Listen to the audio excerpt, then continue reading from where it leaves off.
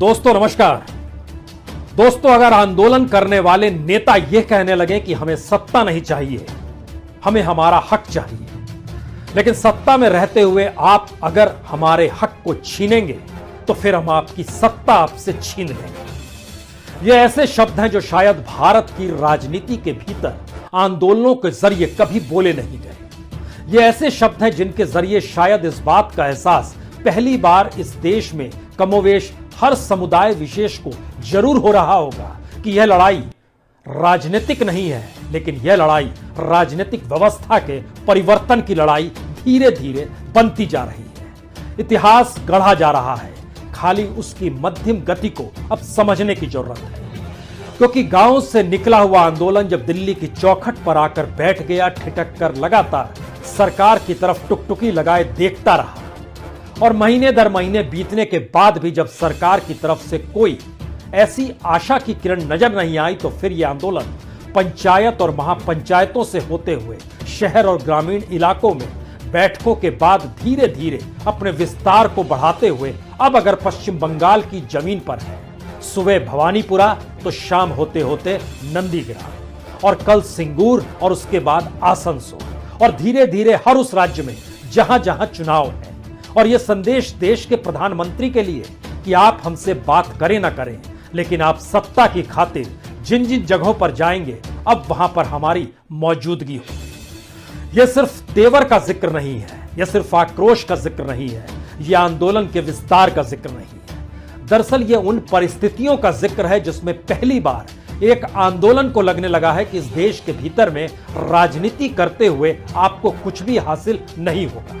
आपको गैर राजनीतिक रहना होगा और जनता को यह भरोसा दिलाना होगा, या फिर इस देश के भीतर में हर जनता के साथ जो भी मुसीबत है उसको यह समझाना होगा कि यह राजनीतिक व्यवस्था सत्ता पाने के बाद कितनी क्रूर हो जाती है, उसके सरोकार कैसे खत्म हो जाते हैं और वो मनमानी कैसे करने लगती है, और पूंजीपतियों के हाथ की कठपुतली बनकर वो किस तरीके से पॉलिसी बनाती है।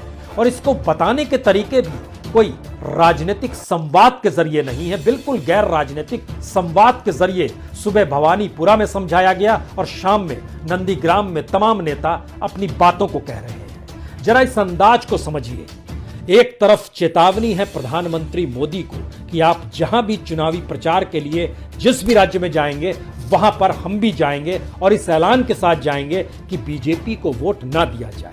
वोट किसे दिया जाए यह वोटर तय करें, लेकिन आपको सत्ता से बेदखल करना है। यानी मसला सिर्फ 3 कानून और एमएसपी भर का नहीं है। यह एक ऐसी परिस्थिति आकर खड़ी हो गई है जहां पर राजनीतिक सत्ता अपने राजहट में किस तरीके से हो जाती है यह उसको भी दर्शाता है। और जनता का संघर्ष जब राजनीति को चुनौती देने के लिए गैर राजनीतिक होकर संवाद जनता से बनाने निकल पड़े, तब क्या हो सकता है।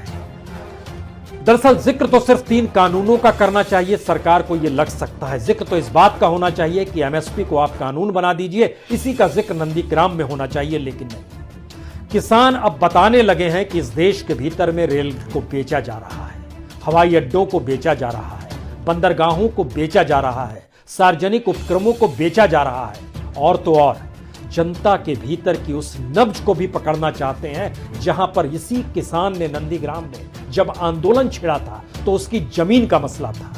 लेकिन अब किसान अपने संवाद के जरिए जब यह बताने लगे हैं कि आने वाले वक्त में आपके हाट नहीं रहेंगे, आपके साप्ताहिक बाजार नहीं रहेंगे, आपके अनाज आपके नहीं रहेंगे, पहले से गोडाउन तैयार कर लिए गए हैं कि अनाज को उसमें ठूस दिया जाए, और जनता की जब मांग बढ़े तो उसके हिसाब से उसकी कीमत तय की जाए, यानी वहां पर भी मुनाफा कमा लिया जाए। यह एक ऐसी परिस्थिति है जिसके भीतर हमें लगता है जरा सिलसिलेवार तरीके से आज देखने की जरूरत है, क्योंकि राजनीति ने इस देश को जातियों में बांटा है, यह छुपा हुआ नहीं है। इस देश के भीतर में संसदीय वोट बैंक की राजनीति ने मुसलमानों को हाशिए पर ढकेल दिया, और उनकी जरूरत इस राजनीति को है ही नहीं, यह भी बता दिया, और यह लगातार बताया जा रहा है। लेकिन पहली बार अगर गैर राजनीतिक होकर किसान आंदोलन अब हर किसी को यह समझाने निकल पड़ा है कि आज हमारी बारी है तो कल आपकी बारी होगी, और हमसे पहले किन किन की बारी आ चुकी है वह भी चेत जाए, चाहे जिनका टेलीफोन बिक गया, यानी टेलीकॉम सेंटर में बीएसएनएल को में जिस तरीके से वीआरएस दे दिया गया, या फिर वह तमाम कर्मचारी, अधिकारी और तमाम बेरोजगारी की अवस्था को झेलते हुए लोग अगर समझने लगे कि दरअसल अब एकजुटता के साथ खड़े होना होगा, क्योंकि सवाल इस देश में किसानों का नहीं बल्कि इस देश में किसानी के जरिए उस अनाज का है जिस अनाज से ये देश चलता है। 70% की आबादी अगर किसानी पर इस देश में टिकी हुई है तो पश्चिम बंगाल का सच भी कुछ ऐसा ही है, क्योंकि बंगाल के भीतर में जिन बातों का जिक्र हो रहा है उसमें बहुत साफ है कि नंदीग्राम के भीतर में जिन गांवों में हाट लगते हैं, साप्ताहिक बाजार लगते हैं, ये पूर्वी मिदनापुर का जिला है।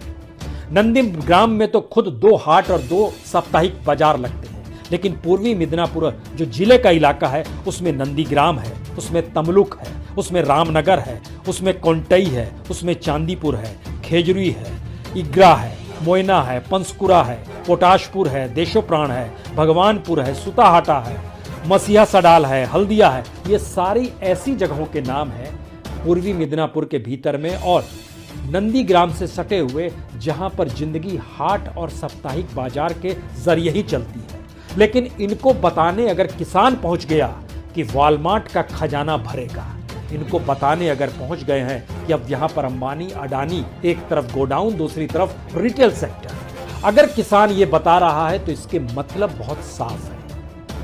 अब किसानों के भीतर इस जागरूकता को लाने का प्रयास हो रहा है कि राजनीति ने जो मीडिया के जरिए एक ऐसा वातावरण इस देश में खड़ा कर दिया जहां पर सच छुपता चला जाए और प्रचार प्रसार के जरिए झूठ का विस्तार होता चला जाए और सही जानकारी लोगों तक ना पहुंच पाए, तो अब किसान आंदोलन ही अपने विस्तार को गैर राजनीतिक करार देते हुए राजनीतिक चोट कर रहा है।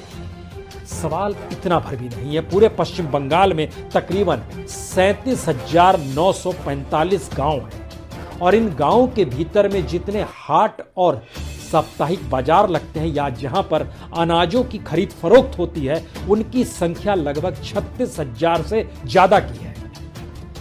उन इलाकों में जो किसान अपने अनाज को बेचने के लिए निकल कर आता है और इनकी तादाद करोड़ों में है, क्योंकि पश्चिम बंगाल के भीतर में लगभग 75 यानी 75,50,000 के लगभग में किसान परिवारों की रिहाइश है। और इसके जरिए जब लोगों को जोड़िएगा तो फिर पश्चिम बंगाल के आंकड़े साफ बतलाते हैं कि तकरीबन 4 करोड़ लोग सीधे सीधे किसानी से जुड़े हुए हैं। और लेकिन पश्चिम बंगाल की स्थिति यह है कि यहां पर अगर एवरेज जमीन, औसत जमीन अगर किसानी की देखिएगा तो वो 1 हेक्टेयर से भी कम है। 0.75 हेक्टेयर की जमीन औसत निकल कर आती है। और जो न्यूनतम या कहें जो गरीब या कहें जो सीमांत और छोटे किसान हैं, वो सही मायने में 96% है। तो ये कल्पना के परे है कि अभी तक जो संवाद कोई पॉलिटिकल पार्टी कर नहीं पाती थी, उस संवाद को नए सिरे से किसान आंदोलन ने पश्चिम बंगाल में ही समेटना शुरू किया है। ये वही पश्चिम बंगाल है जिसने तिभागा आंदोलन देखा। और तिभागा आंदोलन भी कब देखा? एक तरफ भारत आजादी के जश्न में डूब रहा था और दूसरी तरफ तिभागा आंदोलन हो रहा था। तिभागा आंदोलन के दायरे में आने वाले जो जिले हैं, जो 6 जिले थे खास तौर पर, उन जिलों में भी किसानों की मौजूदगी आंदोलन और उनके संवाद के जरिए होने वाली है। लेकिन उस समय भूमि सुधार और जमीन का मसला था। इस जमीन के मसले को वामपंथियों ने अपने तरीके से सत्ता में आने के बाद अलग अलग अमेंडमेंट्स के जरिए सुधारा भी। लेकिन यह स्थिति किसी ने कल्पना नहीं की थी कि जमीन का मसला अगर सुधरेगा तो उस पर होने वाले अनाज की परिस्थिति में आकर फंस जाएगा। ये ज्योति बसु ने भी नहीं सोचा, ये बुद्धदेव भट्टाचार्य ने भी नहीं सोचा, ये हो सकता है ममता बनर्जी ने भी ना सोचा हो कि ऐसी स्थिति इस देश के भीतर में आएगी, क्योंकि किसानी तो स्टेट का मसला था। सेंटर ने अपने तौर पर अगर कानून बना दिया और राष्ट्रपति ने उस पर हस्ताक्षर कर दिए तो राज्यों के ऊपर यह दबाव आ गया कि वह भी उसे लागू कराए। लेकिन लगातार लागू कराने के बाद जब आंदोलन ने इस बात को प्रेरित किया कि दरअसल ये गलत हो रहा है, तो ध्यान दीजिए, चाहे वो राजस्थान की विधानसभा हो, चाहे पंजाब की विधानसभा हो, चाहे दिल्ली की विधानसभा हो, चाहे छत्तीसगढ़ की विधानसभा हो, एक लहजे में कहे तो जो गैर बीजेपी शासित राज्य है वहां पर सरकार के इस कानून को मानने से विधानसभा के भीतर इनकार कर दिया गया। लेकिन फिर वही सवाल है, विधानसभा में जिसकी सत्ता रहती है वो क्या कानून बनाने के हक के साथ साथ किसी के बारे में कुछ भी तय कर सकता है? और पहली बार किसानों ने अपनी परिस्थितियों से इस देश की राजनीतिक व्यवस्था को जोड़कर समझाने का प्रयास शुरू किया है कि दरअसल इस राजनीतिक व्यवस्था को ही बदल डालिए। क्योंकि नंदीग्राम में दिया गया संवाद कोई छोटा संविधान नहीं है। इस संवाद के भीतर में 3 बातों का साफ तौर पर जिक्र किया गया। भाजपा को वोट नहीं दें, चाहे किसी भी पार्टी को आप दे दें।